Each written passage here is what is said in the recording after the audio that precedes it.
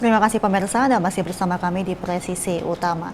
Pemirsa, keterkaitan media sosial dengan kesehatan mental anak dan remaja terus mengundang perhatian peneliti, orang tua hingga pembuat kebijakan di Amerika Serikat. Di tengah pro dan kontra di tingkat federal, sejumlah negara bagian memberlakukan pembatasan sendiri untuk melindungi pengguna berusia 18 tahun ke bawah. Berikut kita simak laporan Nova Purwadi dari VOA. Pemerintah negara bagian New York memberlakukan restriksi baru atas media sosial bagi anak, menyasar algoritma yang diyakini membuat medsos bersifat adiktif atau memicu ketagihan. Peraturan New York juga memblokir notifikasi kepada anak mulai tengah malam hingga 6 pagi. When it comes to protecting our kids, as New York's first mom governor, okay, this is where you hit me. I'll take on a fight for our kids any day of the week. For years, we've watched our kids spiral downward, wrestle with feelings of depression, anxiety, low self-esteem. How do they get out of that? NetChoice, Asosiasi Industri Teknologi yang mewakili X, Meta, dan perusahaan media sosial lain menolak restriksi di New York yang dituding melanggar kebebasan berekspresi seperti dijamin dalam konstitusi AS. New York hanyalah salah satu dari negara bagian di AS yang memberlakukan restriksi terhadap media sosial terkait dengan kekhawatiran soal kesehatan mental anak. Sebelumnya, Florida misalnya telah memberlakukan peraturan yang melarang sama sekali anak usia 14 tahun ke bawah membuka akun media sosial. Dan bila pun mereka telah berusia 14 atau 15 tahun, mereka harus lebih dulu mendapat persetujuan dari orang tua untuk bisa membuka sebuah akun media sosial. Dampak media sosial kepada kesehatan mental anak kembali mendapat sorotan setelah Surgeon General atau Kepala Korps Layanan Kesehatan Masyarakat AS, Vivek Murthy, mendesak Kongres bertindak, antara lain dengan pencantuman peringatan soal risiko gangguan kesehatan mental akibat media sosial, seperti halnya peringatan bahaya merokok pada bungkus rokok. I don't know that it would necessarily deter that many children from using social media. Sometimes they even are enticed by the thought of something being not for them. But I think it will give legitimacy to parents who want to point to a reason when kids say, why can't I do it?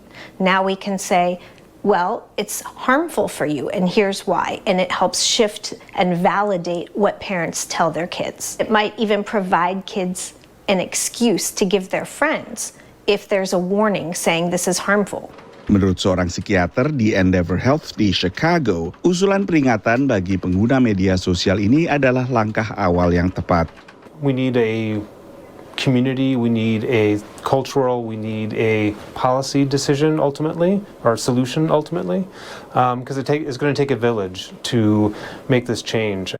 Apapun restriksi yang keluar di tingkat negara bagian atau federal, bila dipandang melanggar konstitusi, maka peraturan tersebut bakal menghadapi gugatan di pengadilan. Di Ohio dan Arkansas misalnya, restriksi terhadap penggunaan medsos oleh anak akhirnya ditangguhkan pemberlakuannya oleh hakim federal. Dari Washington DC, Nova Purwadi dan tim VOA. Pemirsa, Presiden Amerika Serikat Joe Biden belum lama ini mengumumkan bahwa pemerintah Amerika Serikat akan menawarkan perlindungan kepada pasangan dari warga negara AS yang tidak memiliki dokumen kewarganegaraan. Hal ini bertepatan dengan peringatan 12 tahun program di Amerika Serikat yang memberikan perlindungan bagi anak tanpa dokumen. Berikut kita simak laporan Valdia Baraputri dari VOA. Bagi Javier Quiros Castro, menginjakan kaki di rumah paling terkenal di Amerika adalah mimpi yang mustahil. Orang tuanya membawa dirinya ke AS dari Meksiko pada usia 3 tahun tanpa status imigrasi resmi. Namun kini ia berada di Gedung Putih, jauh dari rumah sakit Houston tempat dia bekerja sebagai perawat. Dia ada di sini katanya karena memanfaatkan program Deferred Action for Childhood Arrivals atau yang dikenal dengan DACA, sebuah program yang memberi perlindungan imigran tanpa dokumen kewarganegaraan yang dibawa ke AS saat mereka masih anak-anak. Pada saat yang sama, Presiden AS Joe Biden mengumumkan langkah baru untuk menawarkan perlindungan kepada pasangan warga negara Amerika yang tidak memiliki dokumen. Sebuah langkah yang menurut Gedung Putih berdampak pada lebih dari 500,000 orang. These couples have been raising families, sending their kids to church and school, paying taxes, contributing to our country for 10 years or more. Namun imigrasi adalah topik sensitif pada tahun pemilu ini. Terlebih selama 20 tahun terakhir, jumlah penyeberangan imigran pada perbatasan selatan AS sangat tinggi, mencapai rekor pada Desember lalu sebanyak 300.000 jiwa. Kandidat presiden dari Partai Republik, Donald Trump, menuduh Biden melakukan apa yang disebutnya sebagai invasi migran. Trump menyalahkan imigran atas sejumlah masalah termasuk kejahatan, inflasi, bahkan penyakit dan terorisme, namun seringkali tanpa bukti yang jelas dan kadang tak berdasar fakta. An estimated 50% of inflation has been caused by the soaring cost of housing, which is skyrocketing due to Joe Biden's tidal wave of illegal immigration and high interest rates.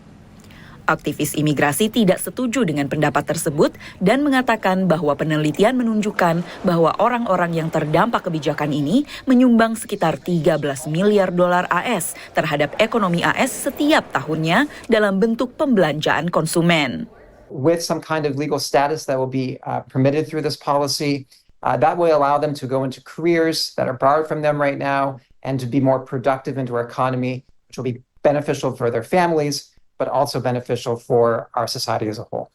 Selain 1,5 juta pasangan warga AS, program ini juga terbuka bagi sekitar 50.000 anak imigran tanpa dokumen yang menikah dengan warga negara AS. Dari Washington DC, Valdia Baraputri dan tim VOA. Pemirsa, tetaplah bersama kami, Presisi Utama akan segera kembali.